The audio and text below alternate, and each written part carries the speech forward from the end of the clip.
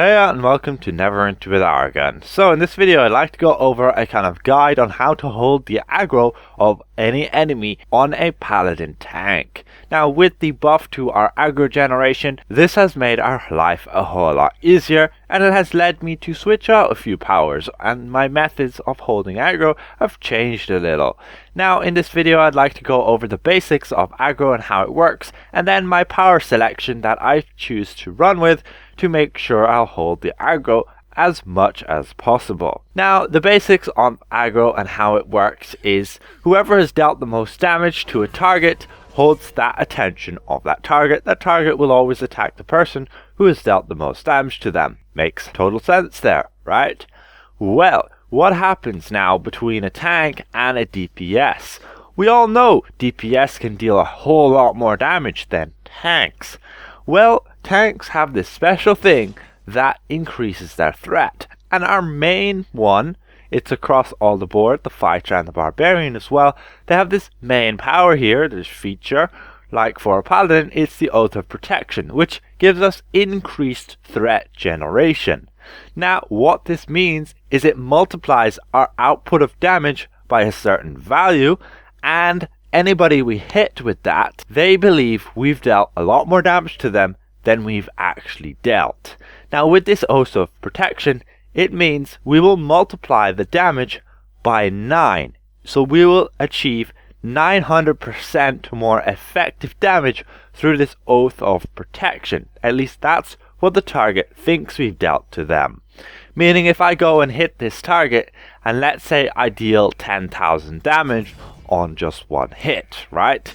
If it's then multiplied by 9, that would mean I've actually dealt 90,000 to the target instead of just 10,000.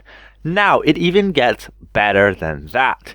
If we go and use powers like our Oath Strike, which have increased threat as their added effect, this also means they will have another multiplier.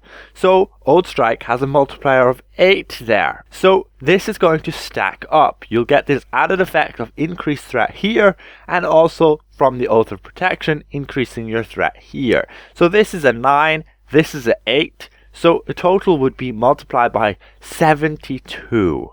So this would be our magnitude, and then we would get our statistics here, our offense statistics, and its damage value, and you'd multiply that all together and you'd get a considerable amount. Now with my offense stats currently being here, I will effectively deal on my Oath Strike 185,000 damage on average per strike.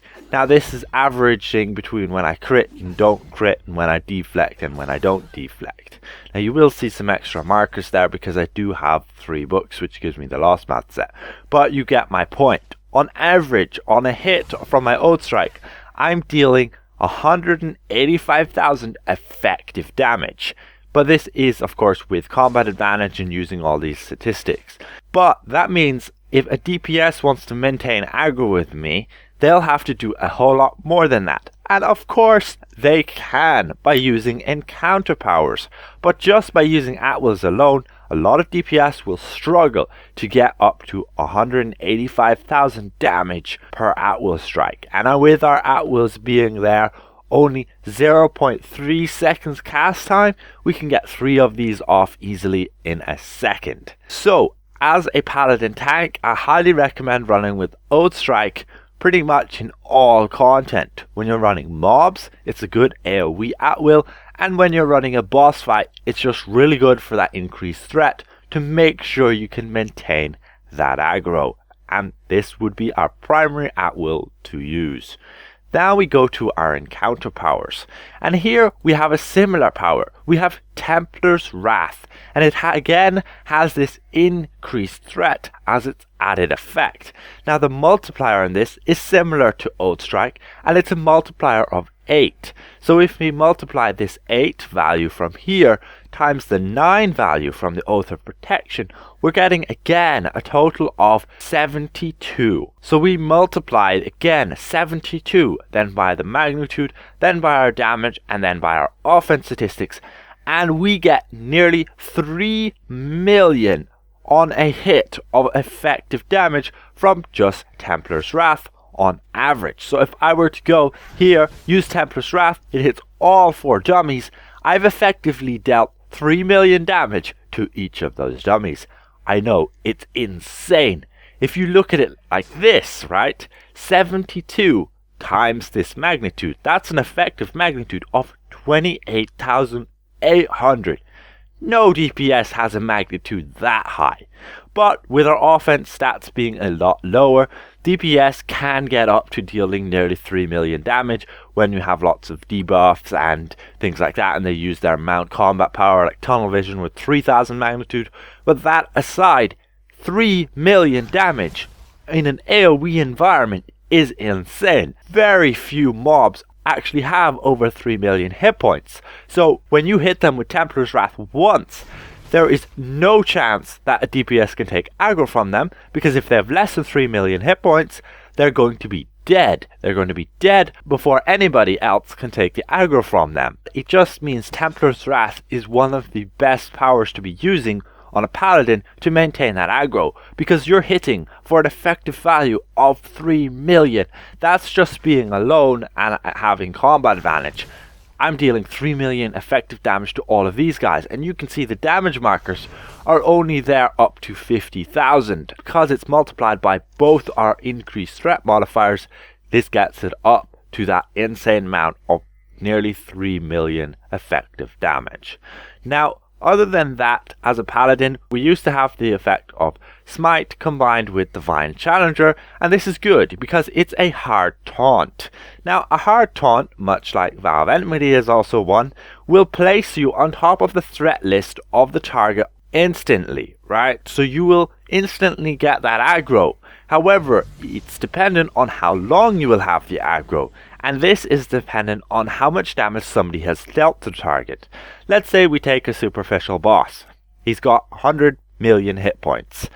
A DPS has gone and dealt 50 million damage to him, so he's on half HP. Then we use a hard taunt on this boss. Now we will get put at 10% above the maximum amount of damage a target has done to that boss. So that's effectively what a hard taunt does. Even if we've dealt no damage to the boss before we use our hard taunt, then after we have used this hard taunt, the boss will think we have dealt 10% more damage than the person who has dealt the most damage to it. This being the case, the other DPS has done 50 million damage, we will get 10% above that. So we will get put at 55 million damage. So the boss will think we've done that much damage to it, and therefore it switches its attention to us.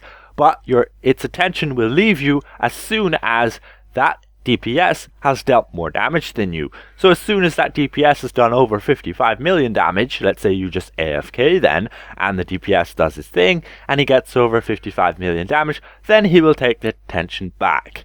Now, the reason why the meta has changed, and I don't like using hard taunts as much anymore, they are very necessary, but they're not vital, especially when you start a fight, because with a hard taunt only placing you 10% above the maximum amount of damage dealt to a target, this can be very unreliable at the beginning of the fight, because if a DPS hits the target, does 10,000 damage, I use my hard taunt, woo, I get put 10% above that 10,000, I'm there at 11,000. A DPS just hits with another at will power and takes the aggro because now he's done more damage than me. Let's say he's on 20,000. You get my point. So hard taunts at the beginning of a fight are really terrible. You need somebody to have dealt a significant amount of damage to the target for you be able to hold that aggro for a period of time after you've actually done the hard taunt. That's why hard taunts are really good later on in a boss fight when DPS and such have racked up that damage amount that they have done to a target. However, keep in mind when they die, they completely lose that aggro. It's the same with you. When you die, you will effectively have dealt 0 damage to the target. So that's when, if you die as a tank, you need to make sure you revive yourself as quick as possible and hard taunt as quick as possible. Because no matter how many increased threat powers you're going to use, if one target's done 50 million damage to the boss, you're going to have to do 50 million effective damage to catch up with that. So you're better off hard taunting first, and then using increased threat powers. So as a Paladin tank, what has changed? Well, we're using Oath Strike, and we've always used it. It is our increased threat power, which is really good for maintaining that aggro. Over time, we just continually generate more threat as we strike with these at-wills, making sure we hold the attention of pretty much all the enemies around us. You can see you can hit easily all 3 targets there because this arc. And then as our encounter powers, instead of using Smite, I like to use Tempests Wrath, even in a boss fight. And this is due to the increased threat, and with the buff to our overall threat modifier, we now have a multiplier of 72 times this damage, times our offense stats, times our damage, and that's the reason why I prefer to use Tempests Wrath at the beginning of a fight, at least at the beginning, to rack up that effective damage, and you can make sure no DPS will take the aggro from you.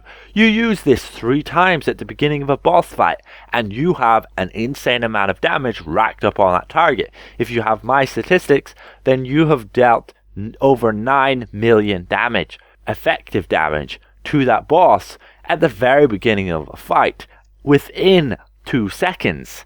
So that's pretty insane, and no DPS is going to catch up with you on that. So that's why I would run Tempests Wrath instead of Smite. Now, as a hard taunt, if you're running content where you know you might die during that boss fight, you need to make sure you have a hard taunt, so use Vow of Enmity if you need to. If you know you're not going to die, you're confident in your abilities, switch to Sacred Weapon, and if all else fails and you do die, you can switch your power to a hard taunt, so I've just switched to Vow real quick, and then go and taunt the boss. The drawback is you will have a 10-second cooldown upon switching powers. As my third encounter power, I of course always like to run with Binding Oath in a boss fight. Gives us this extra stamina restoration, and will also give us a bit more aggro, basically hitting the targets for 12 seconds whenever they hit us, which is kind of nice, just a bit of retaliate, and the cooldown on it is pretty neat too. Of course, in an AoE environment, you could switch to Burning Light or Bane. Bane is very helpful when you need to grab the attention of enemies who are further away than you. From this distance, I can't hit them with Tempests Wrath, so I'm better off hitting them with something like Bane to get their attention from afar, and then they'll come to me, and then I can hit them with Tempests Wrath, and I'll make sure I have that aggro. So that's pretty much it. It depends here with the third encounter power in AoE which feat you have. If you have Burning Vengeance, use your Burning Light. If you have your Baneful Strikes, use your Bane. Also, to quickly mention, with Sacred Weapon, if you use it with the corresponding feat, Sacred Shield, you can get it buffed so that it will have increased threat on each of its hits.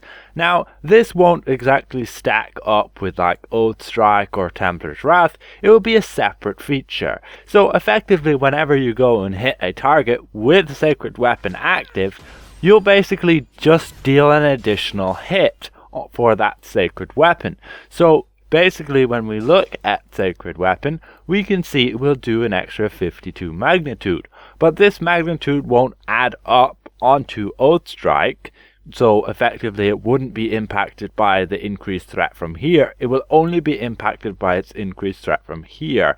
But it is still a pretty decent effect, especially it lasts 10 seconds, and you'll be able to do it every nearly 30 seconds. Now, it has a threat modifier of 3, so that will give you 300% additional extra effective damage. So Sacred Weapon is a very good additional power to use for generating that threat. I just like Tempests Wrath at the beginning of the fight to rack up that damage nice and quickly. Then of course, after the beginning of the fight, you could switch to Smite if you wished with your Divine Challenger, or you could switch to Vow. So that's really it that I use for maintaining aggro. Now, of course, we do have one other method, which is to use the Intimidating Presence. However, this will only give you a modifier of 1.3. It will only give you 30% more aggro generation, which, sure, it stacks up with everything else, but all things considered, 30% is abysmal compared to like 900% on this or 800% on this and this. So I would really not recommend running Intimidating Presence.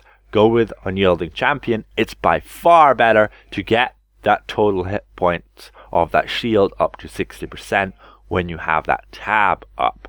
Also, using Tempests Wrath as our main aggro power in even boss fights means we don't have to use Smite in combo with Divine Challenger, means we free up one of our class feature slots. Now, if you're running content where you have party members, Aura of Vengeance is really good, especially when they take off hits. 10 magnitude, sure, it doesn't seem like a lot, but if you multiply that 10 magnitude by 9, because of this increased threat generation, that's like 90 magnitude, which makes it a whole lot better than it actually seems. So Aura of Vengeance is very good for holding aggro, and at this point, with the buff to Oath of Protection, it used to be in fact only 4.5, so 450%. It got doubled to 900%. With that change, I don't recommend running Aura of Valor anymore. You are better off with Aura of Vengeance, because you will even hit the boss back when you take damage, and also your nearby party members. So if there's any mechanic in, let's say, a trial where everybody gets hit, you will deal damage per every person. There's no like cooldown on it, there's no cap on how many. If 10 people around you of your allies get hit, you will hit the boss 10 times with this, racking up that damage to a decent amount. Of course, you can always use a buffer aura, like Aura of Wrath, to buff people's critical strike, pretty neat, or even the one here, the Aura of Protection, buffing up their deflect. This would be ideal if this was like defense, and if these were like 5% buffs, then it would be better, but you can get it up to 4% with activating your aura, which would be our Unyielding Champion. This would be our Divine Champion here. And then in our other one, there's not really anything that's great to put in here. You can't put another aura, so you're better off with just something like Composure, giving that extra divinity regen. Now, that's going to be it. If you have any more questions with regards to Paladin aggro, I believe I've went over all the aggro threat modifiers. I'll put them quickly on here on the screen, and you can see the aggro modifiers that are there. Now, I don't exactly know the ones for the other two tanks. I haven't specifically went and tested them out yet. I will probably do that in future and make a video on them, specifically showcasing on how best to hold aggro on them. I of course don't have the most experience on those other two tanks, so I'll only be able to basically theory craft and such, but I won't be able to hardcore test them in endgame content, if you know what I mean. Anyway, hopefully I presented this well. If I did, consider leaving the video a like, and if you're new around here, consider subscribing, and we'll see you guys around. Goodbye for now.